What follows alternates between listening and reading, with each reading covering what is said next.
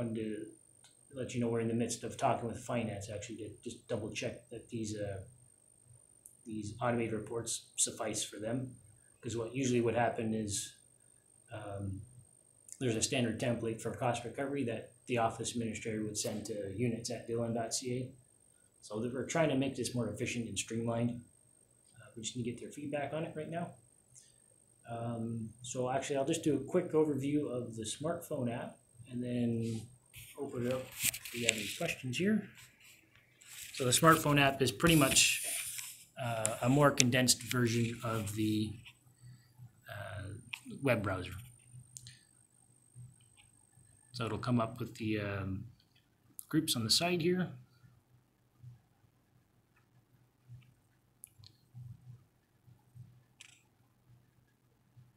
And you're able to view all the assets in the platform.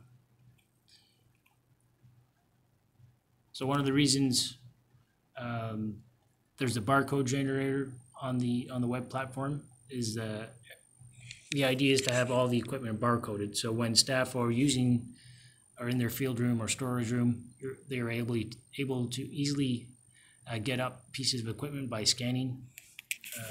Now that I think about it, I forgot to bring a piece of equipment in here to show this appropriately. But it'll come up with the scanner, and then staff will scan the barcode on the equipment, and it'll pop up. Let's get an example up here. So this field camera. So once an item is up, all you have to do is touch the gear in the top right corner, and it'll come up with any documents, videos, images that are associated with that piece of equipment, as well as the action items. So this is where staff will be able to check stuff in and out from their smartphone. And I won't go through all this again, but it's all the same information that was in that other example for the turbidity meter. And one question that's come up from some people, particularly those in geoscience that use multiple pieces of equipment at one time, is instead of scanning each individual asset when needed, there's a option to do a group scan. So staff can scan multiple pieces of equipment and then check them all out at one time instead of doing each individually.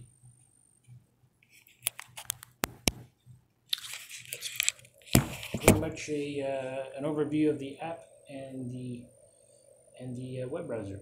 So I'm just going to stop here. Yeah, any questions, Asia? There's a lot to take in.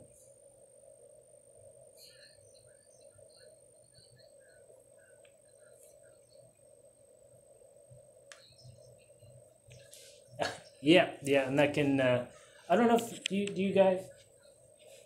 Oh, do you guys share between any other offices regularly? Sydney, maybe. I know Sydney's not that close, but.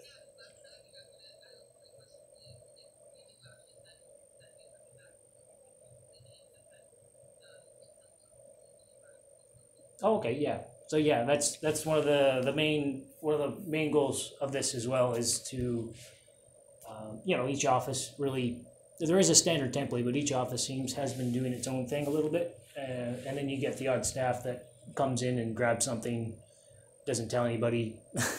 We had that happen. The exact day I did the big lunch and learn for the Toronto users here, where we were trying to find an Archaea Eagle gas detector, and like no one knew where it went. It's like, what if we had a platform or software that we could track this with? The idea is, and one selling point I made to others is like having a centralized database that is cloud-based. You'll be able to go from St. John's in Newfoundland, get on a plane, and go on the browser and should be able to know what's in Vancouver's field room before you get off the tarmac.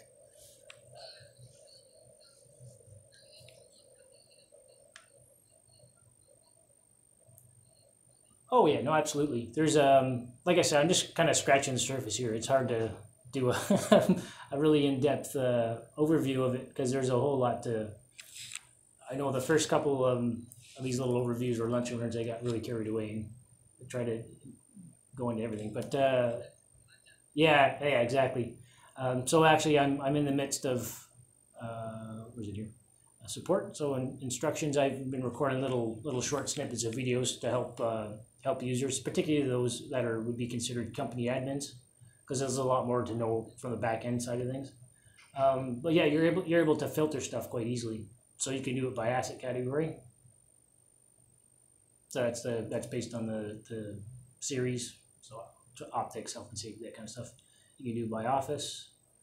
And so the way this works, it's through it's more of like a programming thing. I think it's a little beyond my expertise, but like it's called grandparent or parent relationships.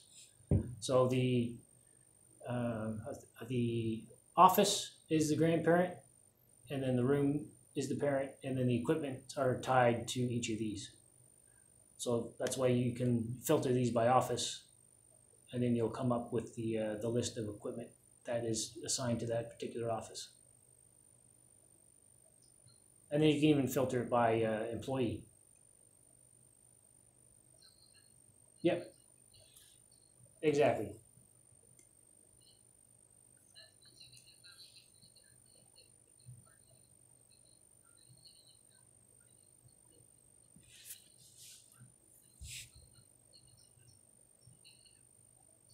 Yeah, exactly. That's what another purpose I'm hoping for. Because there's a duplication of some. Yeah, we were finding, particularly in Toronto here, we had duplicates of equipment. For some reason we had two ice augers. No office needs two ice augers. Yeah, so you'll be able to look at different offices and see who has what, and be able to better transfer equipment around as needed and track it. There's also a calendar you can set up here. So we have this set up just to show, and there are some limitations. Like it's not perfect. Yeah. Oh yeah. Let me get the assets back up here. That's another action item we have set up is the where to go here? Asset category. It's a reserve action. So if somebody has something checked out, you can reserve the equipment, or say you need it. Say it is available, but you need it 2 weeks from now. So to make sure that it's available to you, you can reserve it.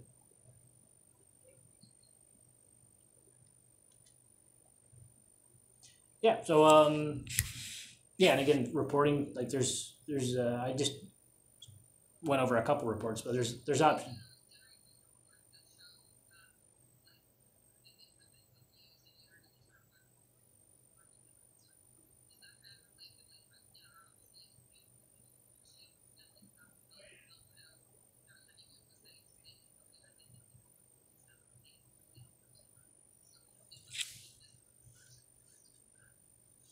Yeah, exactly. Well, yeah, we're supposed to be doing it, but we haven't been, or at least not to the degree we should be. Um, yeah, it's supposed. Oh, sorry. Can you hear me now? Is that better? Hello.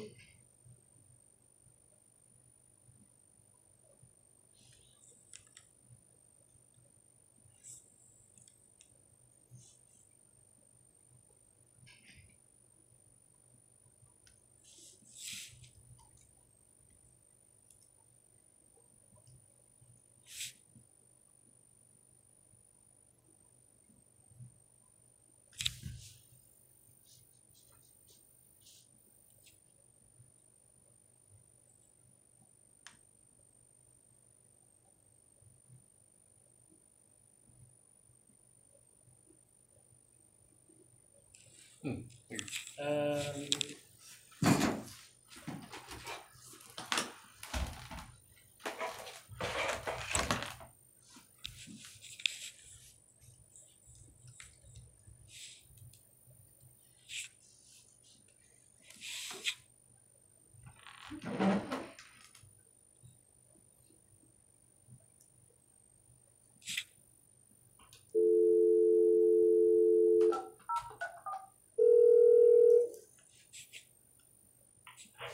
Hey, not not too sure what happened there. Yeah, Google Hangouts can be weird sometimes. So yeah, are you guys are you able to do you use the green sheets like we do? Yeah, we don't call them green sheets. That makes sense. We have I think the green sheets are based off of the like the standard Dome template from what I recall. But yeah, like check-in function would essentially replace that. Right, because it sends you that weekly report, and then that you can just send on to finance, and it summarizes, okay, it was used for this project for this number of days. Yeah, exactly. Awesome, that's cool. So how are those forms created, like the output ones? Who makes those?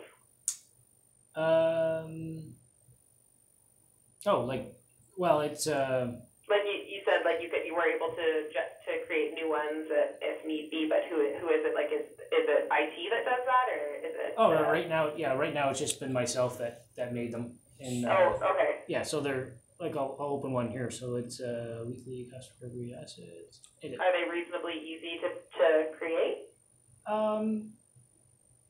Yeah, I think so.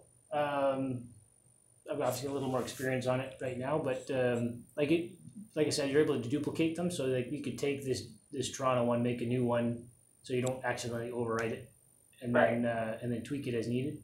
So like this one's just set up for Toronto right now, so you just have to filter the office to a different office if needed. Okay,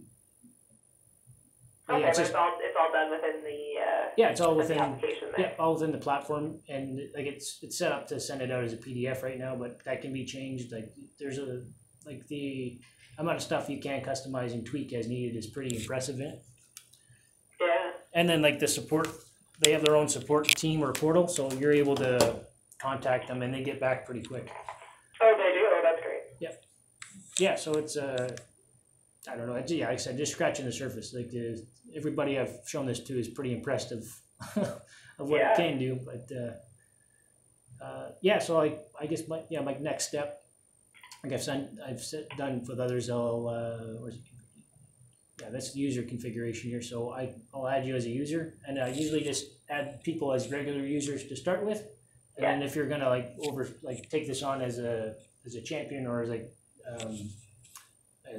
are you the equipment manager you said you're the equipment manager, right? Yeah. So it's just switching over to me. So there were two other that were taking care of it, and now it's going to be primarily me with the help of another one of our junior staff. Okay, cool. Yeah, so I'll add you as a regular user first, so you can take a look. Where I can instead of accidentally editing stuff. I added Phil Hess in Saskatoon, and he didn't change anything too dramatically, but there's when you add users, you get this welcome email, like I said. But there's an option to send them manually, but when you do that, it sends it to everybody in the user list. So he did that and sent it out to everybody again. So it wasn't a big issue, but yeah. So I'll add you as a regular user. You can take a look first, and if you have, if Halifax has their inventory so I didn't even get into this. So the way kind of the more back end type of stuff works is when you're importing equipment, it's pretty. I mean, you can do it individually if needed, and I've done that. Like for the odd, we get a new GPS, I just add the GPS. But if you have a bulk inventory to add, the way it works is through CSV files in Excel. Oh, great. So you're able, if you have your inventory already in an Excel format, you just having to save it as a CSV and just make sure all the fields match. Yeah. And even then, it's pretty easy to work around. So if you get to that point and I'm still here, I can overview it with you, but I've also made a video to show how to import files. Awesome. Okay. What office would you say is like the most using it? Toronto? Toronto right now. But Laura Elridge and Fredericton's pretty gung ho to take it on as well. So, awesome! I know Laura. Yeah. So yeah, she's said she's going to step up as a champion for it as well as Phil Hess in Saskatoon. Okay. Yeah. So they're just starting to kind of use the back end of it as well I've added them as company admins, so they're starting to get familiar with it as well. Okay, so once you're moving on, Laura Eldridge could be a good contact for me. She'll Yeah. have a bit more experience than I will with it. Yep, absolutely. Okay, awesome. I think that's all my questions that I got while I was listening there. Okay, perfect. So yeah, if you want to send it over, then I'll play with it this afternoon and hopefully we can get it going because it like pretty much answers all of the things that I want. Like I was like, oh, we should create a Google sheet so that we can track like that is when things are being repaired. And then I'm like, because like earlier this year I had one of our generators serviced, and then like only a month later someone was like, this generator doesn't work, it needs service. And I was like, no, whoa, it just got serviced. So we thought, okay, we need a way to track this, and this solves all of those problems. So yeah, we had, or I started to do something similar. We had like just Excel inventories, which when I took on as equipment manager hadn't been updated in like 2 years. oh yeah. So we had the one thing that Carl set this off is we had to move our field room. It was just over the next room in our building, so it wasn't anything too crazy, but it was a good chance to kind of start fresh and do a full Organized. Yeah, exactly. Yeah. Get rid of all the equipment that predated myself from Yeah. they were like 1970 type equipment. So so yeah, we'll start fresh, and then I tried to get stuff on Google Sheets, but then I was the only one using it, so that didn't work. But like with any technology or software, there's still requirement for people to actually use it. So the one great thing about this too is when you get into and not everybody gets to see this because of the permission settings. So if you're an admin, you get a little more range in it. So you're able to actually check when people last logged in. Oh, cool. So I know who hasn't actually ever been on the platform before. Yeah. And then it will attract who was ever the last one using it. So you log in as yourself, so then that way when you go to check something out, it's like auto-populates who the person That's was. right. Yep. And so there, I don't know if you noticed in the checkout function here or the action. So we had a let me get one up here. So the way it sets, and I can get more detail on this once you get the company admin permission setting. When you check something out, I don't know, the internet is really slow here for some reason.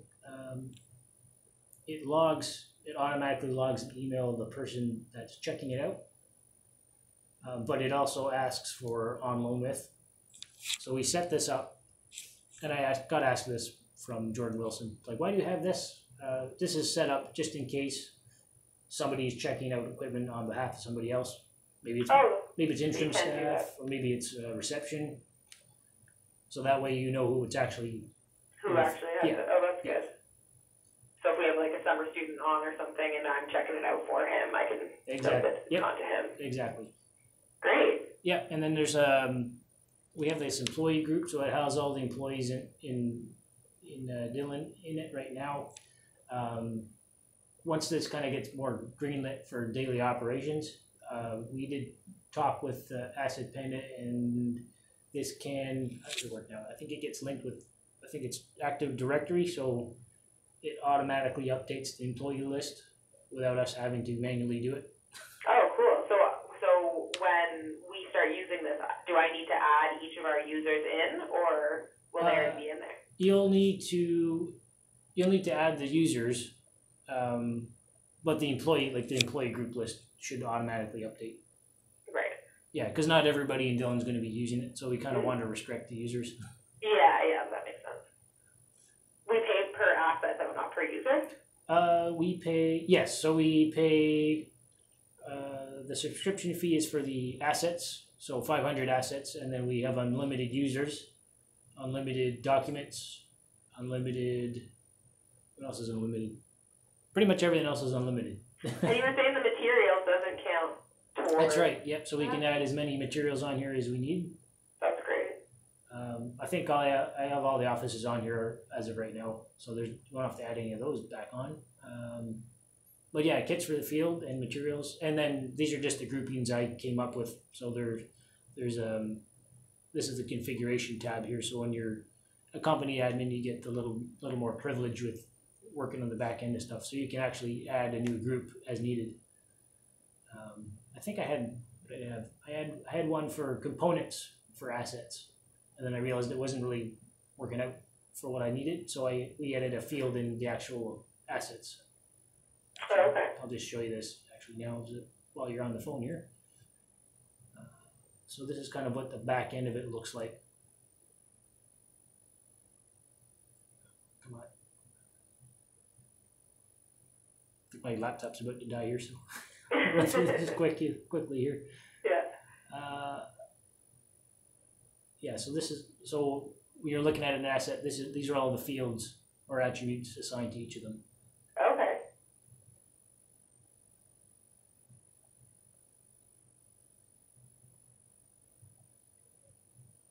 So my programming lingo is not up to snuff, so I'm not quite too sure how to describe most of this. Yeah, no worries, me neither. But yeah, when you add new, you can quite easily customize this or like tweak it as needed. And anybody that's a company admin can do this. And luckily, it will track any of these changes, so you're able to add any of these different types. So if I'm a company admin, I would actually have the ability to change things for other offices' equipment. Yep, that's right. Okay. Yeah, so yeah, once we get more people onto it, like if you're changing something fairly dramatic, maybe you take out a field altogether, then it'll just have the communication between those that are company admins. Yeah, maybe have a group drive or something for them. Yeah, that'd be a good idea. So I might look into setting something up before I take off. So who's going to kind of be spearheading the initiative once you go? Do you know? Not too sure offhand. I'm working on coming up with a progress report to outline kind of next steps. But Laura sounded pretty enthusiastic about taking it on. But I imagine it won't just be one person. It'll be several people. Yeah, likely. Laura sounds like a good person, though. I know she knows a lot about equipment. Yeah, that does help. Yeah, she understands how the meters work a little better than I do, I think. So. Yeah, that was certainly good. I'm a field biologist, so most of the equipment I use is GPS, a camera, and a clipboard.